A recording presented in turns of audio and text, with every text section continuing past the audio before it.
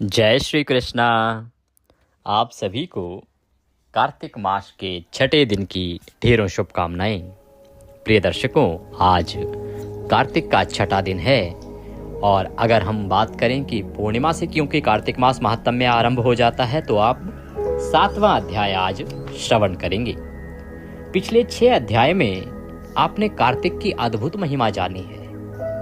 प्रथम अध्याय आरंभ हुआ कि कार्तिक स्नान करना कैसे चाहिए, क्या नियम है स्नान करने का और कहाँ स्नान करने से कितना पुण्यफल प्राप्त होता है। द्वितीय अध्याय में वर्णन आया कि कैसे स्नान के बाद भगवान विष्णु का पूजन करना चाहिए।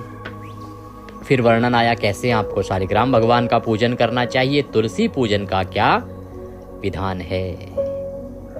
पूजन के बाद व्रत का वर्णन आया कि कैसे कार्तिक का जो व्रत है वो कल्याणकारी है, व्रत के नियम क्या हैं, दीपदान कैसे करना चाहिए, आकाश दीपदान की अद्भुत महिमा आपने सुनी।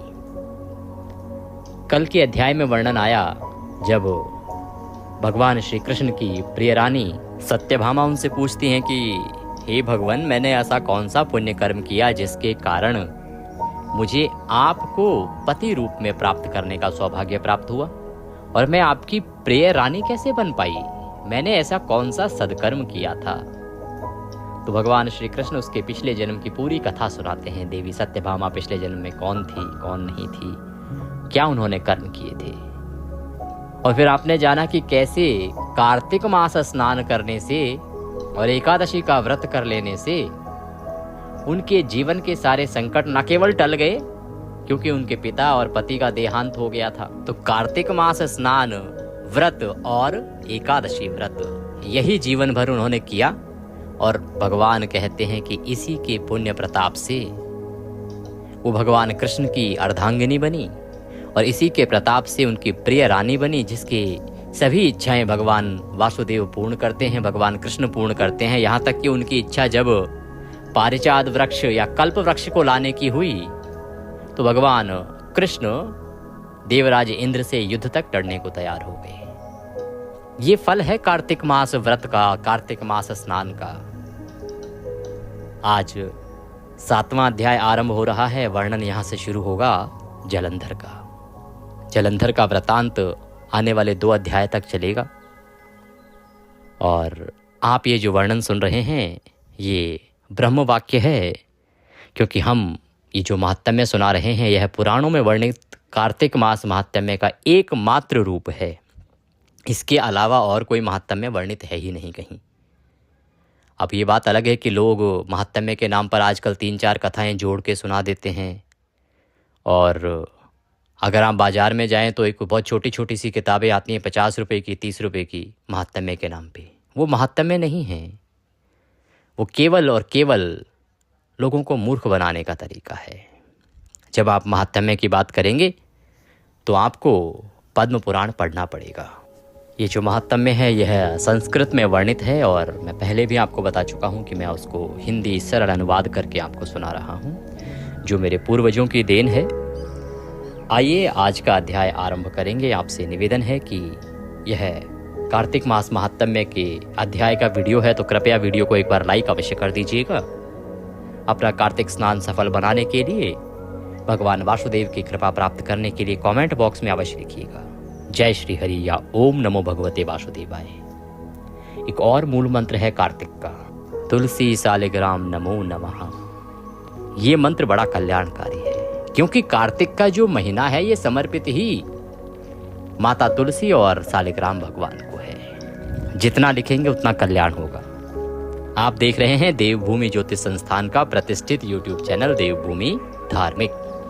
हम यहाँ पर सभी व्रत और त्योहारों की सही जानकारी प्रदान करते हैं। ज्योतिष शास्त्र और पंचांग के आधार पर आपको बताते हैं कौन सी तिथि कब है, व्रत आदि कब करना है, क्या विधि है, क्या नियम है और क्या गलती आपको नहीं करनी है। तो यदि आप सही जानकारी पाते रहना चाहते हैं, शास्त्र के आधार पर कथाएं और महात्म्य सुनते रहना चाहते हैं, तो चैनल को अभी सब्सक्राइब कीजिए। सब्सक्राइब से काम नहीं चलेगा। जो एक घंटी का निशान होता है ना, बेल आइकन, उसको अवश्य दबाइए, तभी आपको हमारे वीडियो प्राप्त होंगे, अन्यथा आपको हमारे वीडियो दिखेंगे भी नहीं। तो सब्सक्राइब करें और जिन्होंने बेल आइकन प्रेस नहीं किया है, केवल सब्सक्राइब किया है, उनसे भी अनुरोध करूंगा कि आप घंटी का निशान दबाइए, वो जो बेल का निशान बना हुआ है उसको दबाइए, तब आपको हमारे वीडियो प्राप्त होंगे। बोले विष्णु भगवान की जय। आज का अध्याय आरंभ करते हैं।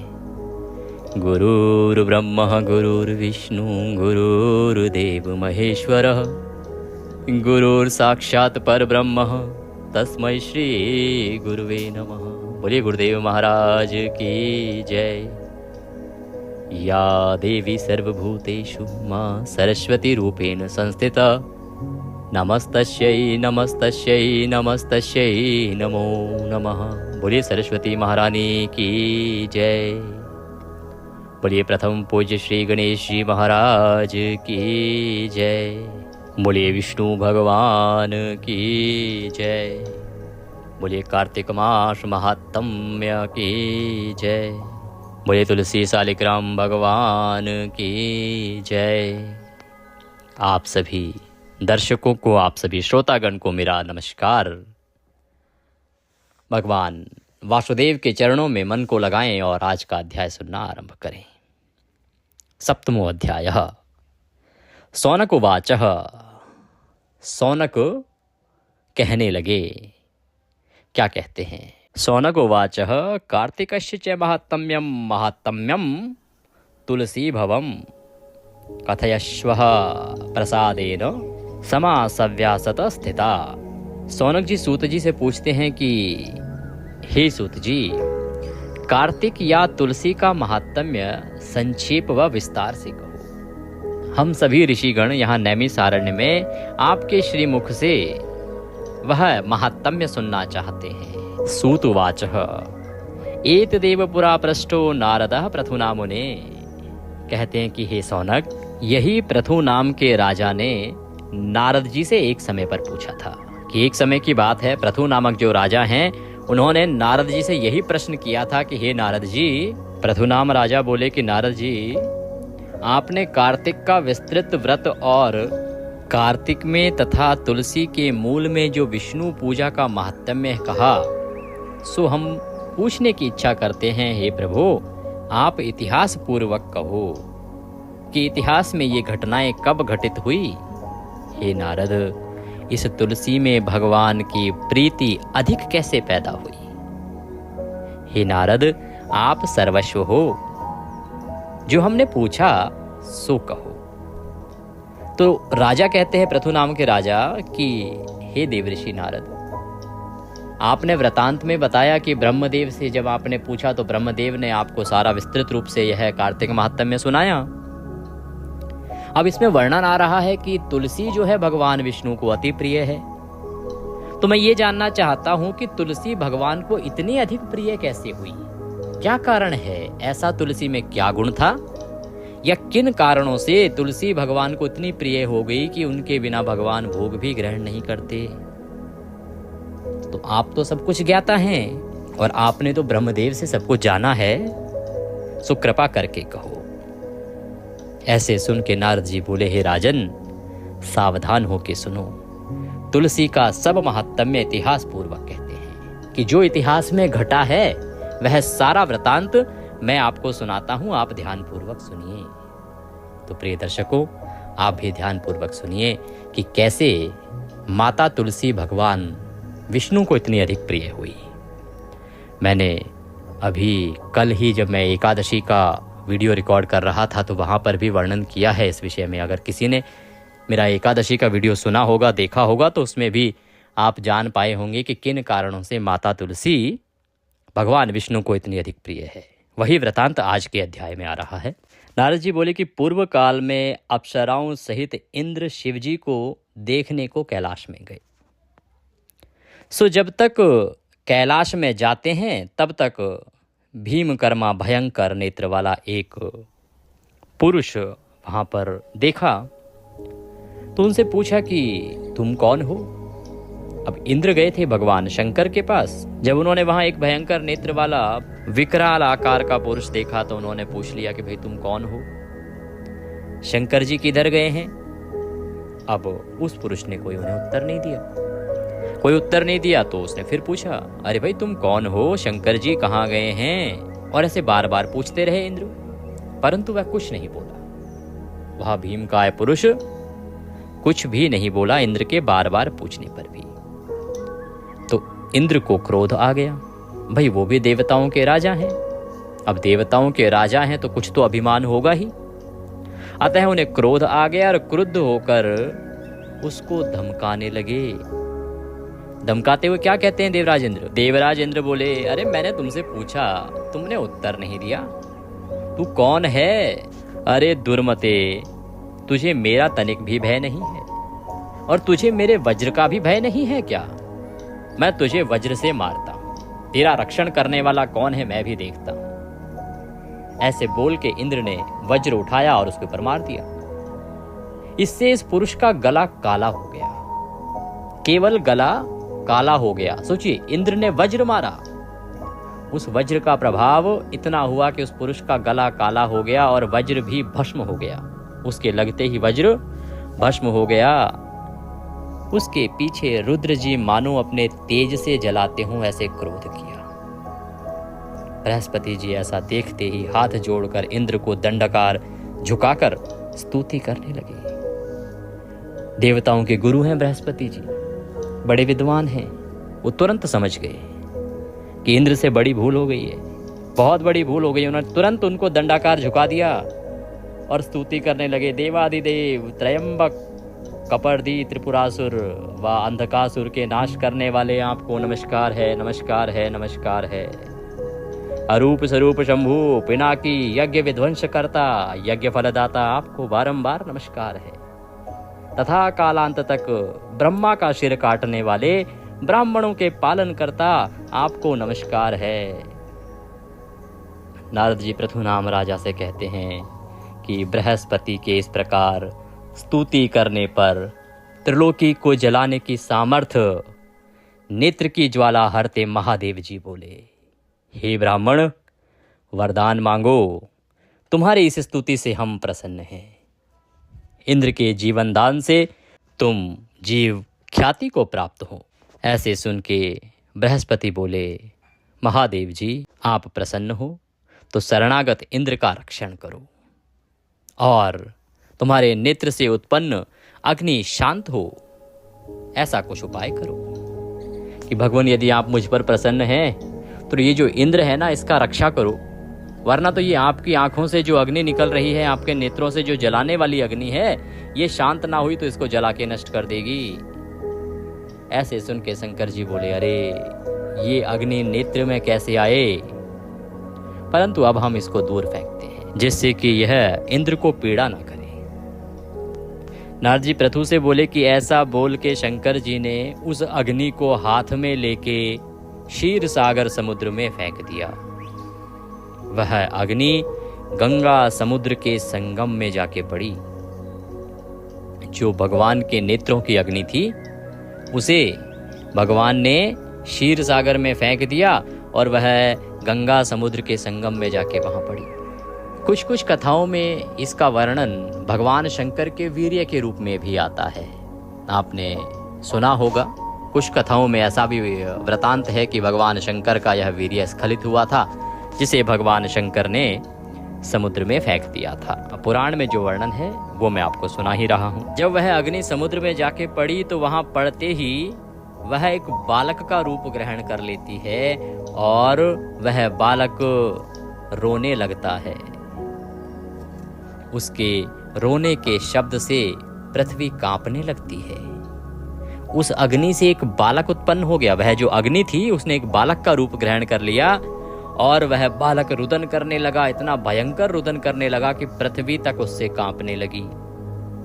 स्वर्ग लोक, सातों लोक बहिरे के समान हुए। ऐसा सुन के विस्मित हुए ब्रह्मा उस स्थान में गए तो इतना तेज विलाप उसका कि हर ओर हाहाकार मच गया। ये समझो कि सबको बहरा ही किए देता था। इसको सुन के ब्रह्मदेव भी विस्मित हो गए और विस्मित होते अब क्योंकि उन्होंने तो सृष्टि को रचा है। अब आपने घर बनाया है, आपके घर से कुछ आपको अजीब सी आवाज आएगी, सबसे पहले आप ही के कान खड़े होंगे ना, मेरे घर से आवाज कैसी आ रही है, ये तो मैंने नहीं बनाई।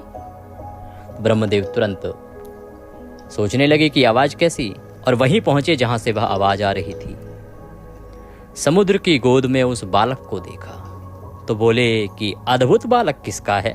अब क्योंकि ब्रह्मदेव को तो पता नहीं कि क्या घटना घटित हुई है, बालक को देखा, बोले कि यह अद्भुत बालक किसका है। ब्रह्मा जी के ऐसे वचन सुन के समुद्र ने ब्रह्मा की गोद में बालक को रख दिया और प्रणाम करके बोला, हे ब्रह्मन, यह जगत गुरु, यह मेरा पुत्र है, गंगा में उत्पन्न हुआ है, इसके जात कर्म आदि संस्कार करो। तो अब क्योंकि समुद्र में था वो, जहाँ गंगा का संगम था वहाँ पैदा हुआ था, तो समुद्र देवता ने उसे उठा लिया। ब्रह्मदेव से कहा कि इसे मेरा ही पुत्र समझो, क्योंकि मेरे अंदर ये प्रकट हुआ है, मेरे अंदर ही उत्पन्न हुआ है और गंगा में उत्पन्न हुआ है, तो ये मेरा बालक हुआ। अब आप इसका जात कर्म आदि संस्कार कीजिए। आगे नारद जी कहते हैं कि समुद्र को ऐसे बोलते देखकर बालक ब्रह्मा की दाढ़ी पकड़ के मरोड़ने लगा। अब जैसे ही समुद्र ने वह बालक ब्रह्मा जी की गोद में दिया, तो वो बालक ने ब्रह्मा जी की दाढ़ी पकड़ ली और उसको खींचने लगा। तो ब्रह्मा की आंखों से आंसू निकले। फिर किसी प्रकार दाढ़ी छूटी। तब ब्रह्मा जी समुद्र से बोले कि यह बालक जिसके कारण मेरी आंखों से आंसू निकले और इसने मेरे उन आंसुओं को धारण किया है, जो जल मेरी आंखों से निकला उसे धारण किया है, इसीलिए इसका नाम जलंधर हो। और इसी वक्त में जवान वेद शास्त्र का ज्ञाता एक शंकर को छोड़ के सब लोगों से अवध्य होगा। भगवान ब्रह्मदेव वरदान देते हैं उसको कि इतना चमत्कारी बालक है, और ये भी वरदान दे दिया कि वेद शास्त्र का ज्ञाता तो होगा ही, पर इसको पूरे संसार में, इस त्रिलोकी में कोई मार भी नहीं सकता। केवल और केवल भगवान शंकर ही इसका वध कर पाएंगे। यह जहां से उत्पन्न हुआ उधर ही नष्ट होगा। ऐसे नारद जी पृथु नाम राजा से बोलते हैं कि ब्रह्मा जी ने ऐसा बोल के शुक्राचार्य को बुलाकर जलंधर का राज्याभिषेक किया। पीछे समुद्र को पूछ के ब्रह्मा जी अंतर्ध्यान हो गए। तब पुत्र का मुख देख चकित नेत्र हुए समुद्र ने पुत्र वधू करने के लिए कालनेमी की कन्या वृंदा को मांगा। अब क्योंकि वह भगवान ब्रह्मदेव के आशीर्वाद से तुरंत ही जवान हो गया, वेद शास्त्रों का ज्ञाता हो गया। शुक्राचार्य ने उसे राजगद्दी पर बिठा दिया, राक्षसों का राजा बना दिया, उसका राज्याभिषेक भी हो गया। अब समुद्र क्योंकि पिता हैं, तो उन्होंने कालनेमी जो राक्षस हुए हैं उनकी एक बेटी हुई है वृंदा, बड़ी ही सुलक्षणा नारी हैं, भगवान विष्णु की भक्त हैं। उनको समुद्र ने अपने इस बेटे के लिए पुत्र वधू के रूप में मांग लिया और कालनेमी की कन्या वृंदा से जलंधर का विवाह हो गया। जो वृंदा है वो परम सुंदरी हैं, उनके समान सुंदर और कोई थी नहीं उस समय पृथ्वी पर। तो जलंधर ने वृंदा से विवाह कर लिया। वह मनोहर बोलने वाली पतिव्रताओं में पहले नंबर पर आती थी। वृंदा से रात दिन क्रीड़ा करता रहा। अनेकों वर्ष बीत गए। आए हुए जलंधर को वृंदा हाथ जोड़कर अर्घ्य पाद्य आचमन देती हैं और स्वयं ही पंखा झुलाती हैं। ऐसा नहीं कि दास दासियों को लगा दे पंखा झुलाने के लिए। जैसे ही जलंधर घर आते हैं, महल में आते हैं, स्वयं उनको जलपान कराती हैं, अर्घ्य देती हैं और स्वयं ही पंखा झुलाती हैं। उनका निर्णय है कि मेरा पति नारायण है, ये निश्चय करके सदा पति सेवन करती हैं कि ये जो है ना, ये मेरे लिए भगवान हैं, मेरा पति ही। यहाँ नारायण से भी प्राय उन्होंने नारायण को पति नहीं मान लिया। उन्होंने कहा कि मेरा पति ही मेरे लिए नारायण है, पति ही मेरे लिए भगवान है। और ये निश्चय करके वो सदा पति का सेवन करती हैं। सारा दिन सारी रात केवल अपने पति के विषय में सोचती हैं, उन्हीं की सेवा करती हैं, उन्हीं की ज़रूरतों का ध्यान रखती हैं और अपने पति परायण प्रेम में और पति के प्रति जो भाव है उसमें डूब जाती है। इसीलिए देवी वृंदा जो हैं पतिव्रताओं में श्रेष्ठ नंबर पर आती हैं, सबसे ऊपर आती हैं। तो देवऋषि नारद कहते हैं कि अब मैं आपको पतिव्रता स्त्री का लक्षण कहता हूँ। पतिव्रता स्त्री कौन होती है, किसे कहते हैं पतिव्रता स्त्री। नारद जी कहते हैं कि जो स्त्री पति के दुख में दुखी, आनंद में आनंदित, परदेश जाने पर दुबली और मर जाने पर पति के संग अग्नि में प्रवेश करने को तत्पर हो, सो स्त्री पतिव्रता होती है। कि भाई जब पति दुखी है तो उसे भी दुख हो। ऐसा नहीं पति दुखी है बेचारा, वो अपने अलग ही मस्ती में चल रही है, मौज में चल रही है। पति आनंद में है, उसके अलग ही कलेश चल रहा है, उसको कोई लेना देना ही नहीं पति के सुख से दुख से। पति कहीं बाहर चला गया है, कोई फर्क नहीं पड़ता जी उसे, वो अपने जीवन में मस्त है। तो ये है पतिव्रता स्त्री के लक्षण, ये गुण होते हैं पतिव्रता स्त्री में जो यहाँ वर्णन आते हैं। कहते हैं कि पुरुष का अर्धांग और पुण्य पाप के बांटने वाली, इसी से पति की चिता में बैठने योग्य सती को सती कहते हैं। कि वो पुरुष का आधा अंग होती हैं, और जो पुण्य होता है ना, पुरुष जो भी पुण्य कर्म करता है उसका आधा भाग पत्नी को अपने आप ही चला जाता है, उसके पुण्य को बांटने वाली होती है। और यही कारण है कि पति की चिता में बैठने योग्य जो होती है उसे सती कहते हैं। और जो स्त्री सती होती है सो अपनी देह के रोम प्रमाण 3.5 कोटि वर्ष स्वर्ग में रहती है। अब मैं इसे सती प्रथा से नहीं जोड़ूंगा, जो भी हमारी माताएं बहनें सुन रही हैं, क्योंकि सती प्रथा किसी भी प्रकार से प्रमोट करने के योग्य नहीं है कि हम उसे प्रचारित करें, प्रसारित करें। यहाँ पर सती होने का अभिप्राय पति के लिए जल जाने से नहीं है। कई बार क्या होता है कि कथाओं में सुन के थोड़ा सा विवाद उत्पन्न हो जाता है, तो मैं यहाँ साफ करूं कि यहाँ सती होने से यह तनिक भी वो नहीं है कि सती होने का अभिप्राय है पति के साथ जल जाना, यह अनैतिक है। भगवान कहते हैं कि सबकी अपनी आयु है, मैंने सबको अपनी अपनी आयु दी है। जब मनुष्य स्वतः आत्मदाह करता है, सती होना आज के समय में आत्मदाह ही है। उस समय का सती होने का अभिप्राय था कि वो खड़े खड़े अपने आप ही देह त्याग कर देती थी। उनका सतीत्व ऐसा होता था, उनको जलने की आवश्यकता नहीं होती थी। सतीत्व का अभिप्राय था कि उन्होंने भगवान का ध्यान किया और उनके प्राण अपने आप ही पति के साथ विलीन हो जाते थे। आज के समय में वो संभव नहीं है, ना तो इतना वैदिक संस्कार है, ना ही इतनी श्याम शक्ति है। इसीलिए पति के साथ जलने वाली सती का वर्णन मैं यहाँ नहीं कर रहा हूँ। तो वह स्त्री जो पति के सुख में सुखी रहे, पति के दुख में दुखी भी हो, और पति का जो पुण्य हो उसका आधा भाग भी ले, वह है पतिव्रता। क्योंकि देखो, दुख में तो दुखी होना ही चाहिए। जब हम एक दूसरे को प्रेम करते हैं तो हम उसके दुख से दुखी होते हैं, उसके सुख से सुखी होते हैं। एक दूसरे की सभी चीजें हमारी आधी आधी होती हैं। तो जो इस प्रकार से विचार से चले वही पतिव्रता है। सीधे शब्दों में पतिव्रता स्त्री जो होती है ना, वो अपने पति के जीवन की सदा रक्षा करती है। शास्त्र प्रमाण है कि यदि किसी की स्त्री पतिव्रता है तो वह पति बड़े बड़े दुखों से भी उबर जाएगा, बड़ी बड़ी परेशानियों से भी उबर जाएगा। यहाँ तक कि पतिव्रता नारी अपने पति के प्राण तक की रक्षा कर लेती है। और माता का कुल व पिता का कुल भी जिस जगह में सती होए या जिस जगह में पतिव्रता नारी होए, वह कुल ऐसे 3 कुल स्त्री पवित्र कर देती है, तार देती है। कौन? पतिव्रता नारी। यह सुन के पृथुनाम राजा से बोले कि देवताओं से जीते गए जो दैत्य पाताल में रहते थे, वे जलंधर के आश्रय से निर्भय हो पृथ्वी मंडल पर आ गए। तो अब जलंधर जो है राक्षसों का राजा हो गया। तो जो राक्षस गण देवताओं से पराजित होकर पाताल में छुप गए थे, वो अब पुनः जलंधर के आ जाने से निर्भय हो गए और पृथ्वी पर विचरण करने लगे। एक दिन जलंधर ने कटे सिर वाले राहु को देखा तो शुक्राचार्य से पूछा कि यह किसने किया है, इसका सर कैसे कटा है। तब शुक्राचार्य ने राहु के सिर काटने का हाल, समुद्र मंथन, रत्नों का लेना, दैत्यों का अनादर, ये सब बताया।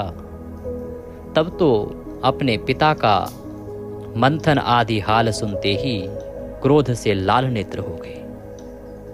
जलंधर ने देखा पहली बार राहु को उसके सर को देख के उसको बड़ा विस्मय हुआ। अब शुक्राचार्य से पूछा तो उसने वो सब वृतांत बता दिया कि कैसे समुद्र का मंथन हुआ था, समुद्र के मंथन से क्या क्या मणियाँ निकली थी और क्या क्या चीज़ें देवताओं के पास गई, राक्षसों को क्या मिला। और जब समुद्र से निकला अमृत तो उसको बांटने के लिए भगवान विष्णु ने जो छल किया उसको और बढ़ा चढ़ा के जलंधर को सुनाया गया। और कैसे जब इस राक्षस ने वह अमृत पी लिया तो कैसे नारायण ने उसका सर काट दिया, यह वृतांत भी उसको सुनाया गया। यह सुनते ही उसके नेत्र लाल हो गए। जलंधर ने इंद्र के पास घस्मर नाम का एक दूत भेजा। सो दूत इंद्र की सुधर्मा सभा में शीघ्रता से प्राप्त होके अभिमान से इंद्र को नमस्कार भी न करके बोला। तो जैसे ही उसको गुस्सा आया उसने एक दूत भेज दिया इंद्र के पास, और इंद्र के पास जो दूत गया वो भी अभिमान में चूर, ना इंद्र को नमस्कार किया, अनादर किया उसका, और बोला सब दैत्यों के मालिक जलंधर जो समुद्र के पुत्र हैं ने मुझे भेजा है। उन्होंने क्या कहा है सो सुनो। कहते हैं तुमने मंदराचल पहाड़ द्वारा हमारे पिता का जो समुद्र को मथा था, हमारे पिता हैं समुद्र, उनको जो तुमने मंदराचल पर्वत से मथा था और उससे तुमने जो सब रत्न लिए सो सब हमको दे दो। ऐसे दूत के वचन सुन के विस्मित, डर और क्रोध से युक्त इंद्र घस्मर से बोले, हे दूत सुन, जैसा हमने सागर मथा, मेरे डर से डरे पहाड़ों को समुद्र ने अपनी कोख में रखा, और भी हमारे शत्रु दानवों का समुद्र ने रक्षण किया। इसी से हमने रत्न के लिए इसी तरह से एक समुद्र का पुत्र शंखासुर देवताओं का शत्रु हुआ था। उसको हमारे छोटे भाई विष्णु ने सागर में मथा। इससे तू जा और जाकर समुद्र मंथन का कारण जलंधर को सुना। तो दूत ने कहा कि भाई देखो, हमारे पिता हो गए, जलंधर के पिता हो गए समुद्र, और तुमने समुद्र को मथा था, उससे जो भी सामान निकला वो तो हमारा हुआ क्योंकि वो तो हमारे पिता हैं। अब देवराज इंद्र ने उसे जवाब दिया कि इसी तरह से एक समय समुद्र का एक पुत्र था शंखासुर, वो देवताओं का शत्रु हुआ था, तो विष्णु ने उसे सागर में मारा, तो इससे जाके तू अब समुद्र मंथन का कारण सुना दे। ऐसे नारद जी पृथु से बोले। इस प्रकार इंद्र से भेजे दूत ने जलंधर से सब हाल कह दिया। सो सुन के जलंधर के मारे क्रोध के ओंठ फड़फड़ाने लगे और सब देवताओं के जीतने का उपाय करने लगा। अब जैसे ही दूत ने आके इंद्र का जो कहना था वह जलंधर को सुनाया, तो जलंधर तो अपने मद में मत था, मतवाला हाथी था, क्रोध में आ गया, उसके होठ फड़फड़ाने लगे और कैसे देवताओं को जीता जाए इसका उपाय सोचने लगा। उस उद्योग में सब दिशाओं से तथा पाताल से सैकड़ों कोटि दानव आ गए। इसके पीछे वह जलंधर, शंभु, शुंभ, निशुंभ इत्यादि करोड़ों सेनापतियों को साथ ले नंदन वन में उतरे। तब देवता अमरावती को घेरे जलंधर को देख युद्ध के लिए निकले। अब जलंधर को क्रोध आया, उसने सभी जो दैत्य दूर दूर तक फैले थे, छुपे थे, न जाने कब से बैठे थे, सबको इकट्ठा किया और एक बड़ी सेना बनाई। सेना बना के सेनापतियों के साथ नंदन वन में जाके युद्ध के लिए उतर गया। देवताओं ने देखा कि जलंधर ने अमरावती को घेर लिया है, और जैसे ही युद्ध के लिए उसको आता देखा, अमरावती को घेरे देखा, तो देवता भी युद्ध के लिए निकले। और इसके बाद देवता व दानवों का परस्पर मूसल, परिध, बाण, गदा, शक्ति और फरसों से युद्ध आरंभ हो। वे सब देवता दानव दौड़ते परस्पर मारते थे।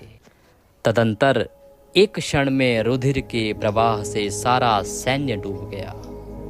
गिरे गिराए हाथी, घोड़े, पैदलों से पृथ्वी शोभित हुई। ये मेघों की घटाओं से संध्या हो जाती है।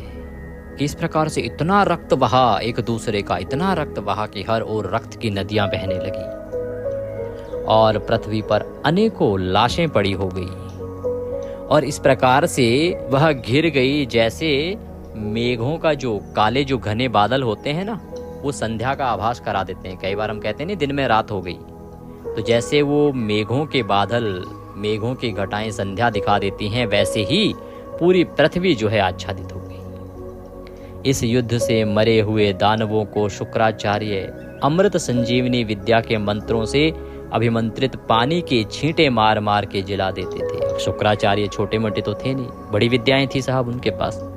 तो उनके पास एक अमृत संजीवनी विद्या थी और उसके द्वारा वो जो भी मर जाता राक्षस उसको बार बार जीवित कर देता था। देवताओं को भी द्रोणाचार्य से दिव्य औषधि ला ला कर बृहस्पति जिलाते रहे। देवता भी, जो क्योंकि सभी देवताओं ने तो पिया नहीं, सेना तो बहुत बड़ी है, बृहस्पति जी उनको जीवित करते रहे। तब जलंधर मरे हुए देवताओं को फिर उठे देखकर क्रोधवश होके शुक्राचार्य से कहने लगा कि हे गुरु, संग्राम में मुझसे मारे देवता फिर कैसे उठते हैं? कि हे शुक्राचार्य, ये जो देवता जिनको मैंने मार दिया है ये फिर से कैसे उठ खड़े होते हैं? क्योंकि संजीवनी विद्या तो तुमको छोड़ के दूसरे के पास है नहीं, ऐसा हमने सुना है। तो शुक्राचार्य कहते हैं कि हे जलंधर, बृहस्पति द्रोणाचल से दिव्य औषधि लाके देवताओं को जीवित करते हैं, सो तुम वह पहाड़ ही हर लो। कहते हैं कि जो विंध्याचल पर्वत है ना, उस पर वह बूटी है जिससे मृत व्यक्ति पुनः जीवित हो जाता है, और ये बृहस्पति को पता है। तो देवगुरु बृहस्पति क्या कर रहे हैं, विंध्याचल पर्वत जाते हैं, वहां से बूटे लाते हैं और उस दिव्य औषधि से जो मरे हुए देवता हैं उनको पुनः जीवित कर देते हैं। तो तुम ऐसा करो, जो पहाड़ है ना विंध्याचल, उसका हरण कर लो। तुम विंध्याचल हरण कर लोगे ना, उनको वो औषधि मिलेगी, ना ही इनकी सेना जीवित होगी। बोले विष्णु भगवान की जय। आज का यह अध्याय यहीं समाप्त होता है। कल हम इससे आगे का वृतांत सुनेंगे। बड़ा ही अद्भुत प्रसंग है ये। ऐसा प्रसंग है, आपने जलंधर की कथा तो सुनी होगी बहुत बार, लेकिन इसमें बहुत सारी नई नई चीज़ें आपके सामने आएंगी। जब आप शिव महापुराण में जलंधर का वृतांत सुनते हैं तो वो अलग दृष्टिकोण होता है, लेकिन जब आप कार्तिक मास महात्म्य में जलंधर का वृतांत सुनेंगे तो उसका एक अलग दृष्टिकोण आपको दिखाई देगा। तो जुड़े रहिएगा, कल पुनः आपके साथ भेंट होगी। दिवाली कब है इसका वीडियो मैंने अपलोड कर दिया है, उसको अवश्य देखिएगा। शास्त्रों पर आधारित वीडियो है, और साथ ही अहोई माता का व्रत भी आ रहा है। जो भी माताएं बहनें व्रत रखती हैं उसकी जानकारी भी चैनल पर उपलब्ध है, उसे देखिएगा। और कथा भी हम शीघ्र ही आपके लिए लेके आएंगे, उसका लाभ लीजिएगा। कुछ कहना चाहते हैं, पूछना चाहते हैं तो कमेंट बॉक्स में लिख के पूछ सकते हैं, व्हाट्सएप के माध्यम से जुड़ सकते हैं। कुंडली आदि यदि दिखाना चाहते हैं तो उसके लिए भी आप समय बुक करके और कुंडली दिखा सकते हैं, कुंडली बनवा भी सकते हैं। दक्षिणा स्वरूप यदि कुछ भी भेजना चाहते हैं तो आपकी स्क्रीन पर नंबर आ रहा है, उस पर भेज सकते हैं। और कथा के निमित्त जो भी दक्षिणा आप भेजना चाहें वह QR कोड जो आ रहा है उस पर भी स्कैन करके भेज सकते हैं। नारायण सब पर कृपा करें। आप सभी को कार्तिक मास की एक बार फिर से ढेरों शुभकामनाएं। हरे कृष्ण।